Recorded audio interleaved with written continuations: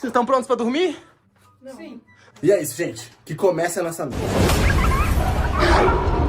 Gente, eu escutei barulho. É sério. Leonardo. Emily roncando. Leonardo. Não é a Emily roncando. Ô, Robson, você tá dormindo acocado, mano. Robson é a pessoa que mais dorme no trem que eu já vi na minha vida. Eu tô dormindo em pé, velho. Mano, eu escutei barulho. Na onde? Aqui. Então vai lá resolver. Você e eu vou sozinho? Eu vou lá. Sabe? Vamos lá, eu e tu. Vai, vamos lá. Ah, não, você não vai dormir no meu joelho nem filho. Leozinho, deixa o pessoal dormindo aí, mano. Vamos lá resolver, Heitor. Tá.